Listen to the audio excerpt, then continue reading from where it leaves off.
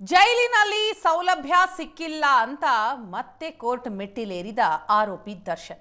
Sessions court ಆದೇಶದ ನಂತರವೂ ಕೂಡ ಸೌಲಭ್ಯ ಸಿಕ್ಕಿಲ್ಲ ಅಂತ ಆರೋಪಿ ದರ್ಶನ್ ಅರ್ಜಿ ಹಾಕೊಂಡಿರೋದು.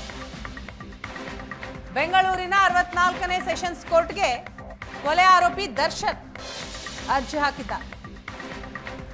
ಜೈಲಿನಲ್ಲಿ ಕನಿಷ್ಠ ಸೌಲಭ್ಯವನ್ನು ಕೂಡ ನೀಡ್ತಾ ಇಲ್ಲ ಅಂತ ದರ್ಶನ್ ಅರ್ಜಿಯಲ್ಲಿ ಹೇಳಿದ್ದಾರೆ. ಕಾರಿಡಾರ್ನಲ್ಲಿ ವಾಕ್ ಮಾಡೋದಕ್ಕೆ ಮಾತ್ರ ಅಧಿಕಾರಿಗಳು ಅವಕಾಶವನ್ನ ಕೊಟ್ಟಿದ್ದಾರೆ. ಕೋರ್ಟ್ ಹೇಳಿದ್ದಂತಹ ಕನಿಷ್ಠ ಸೌಲಭ್ಯ ನೀಡ್ತಾ ಇಲ್ಲ ಅಂತ ಅರ್ಜಿಯಲ್ಲಿ ದರ್ಶನ್ ಉಲ್ಲೇಖ ಮಾಡಿರೋದು. ಸೆಷನ್ಸ್ ಕೋರ್ಟ್ಗೆ ದರ್ಶನ್ ಪರ ವಕೀಲ ಎಸ್ ಸುನೀಲ್ ಕುಮಾರ್ ಅರ್ಜಿ ಹಾಕಿದ್ದಾರೆ. ಜೈಲಧಿಕಾರಿಗಳ ವಿರುದ್ಧ ನ್ಯಾಯಾಂಗ ನಿಂದನೆಗೆ ಶಿಫಾರಸು ಕೋರಿ ಮನವಿ ಮಾಡಿದ್ದಾರೆ.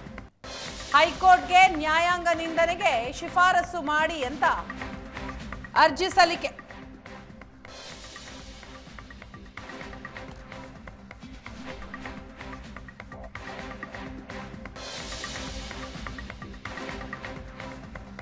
ಕನಿಷ್ಠ ಸೌಲಭ್ಯ ನೀಡಿ ಎಂಬ ಕೋರ್ಟ್ ಆದೇಶ ಸ್ವೀಕರಿಸಲಿಲ್ವಾ ಅಧಿಕಾರಿಗಳು?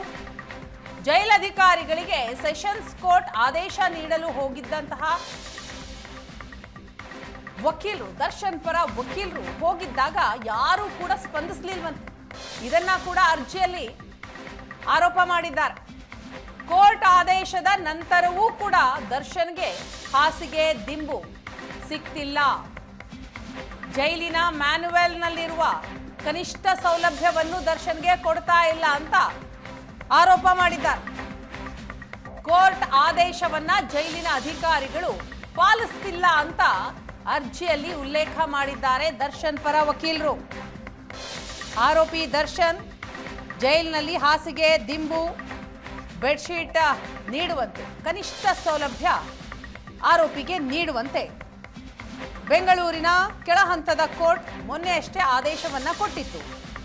ಆದರೆ ಇದ್ಯಾವುದನ್ನು ಕೂಡ ಜೈಲಿನ ಅಧಿಕಾರಿಗಳು ದರ್ಶನ್ಗೆ ಕೊಡ್ತಾ ಇಲ್ವಂತೆ.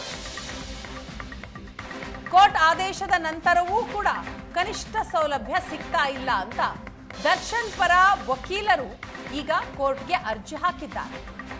ಅಧಿಕಾರಿಗಳ ವಿರುದ್ಧ ನ್ಯಾಯಾಂಗ ನಿಂದನೆಗೆ ಶಿಫಾರಸು ಮಾಡಿದ್ದಾರೆ.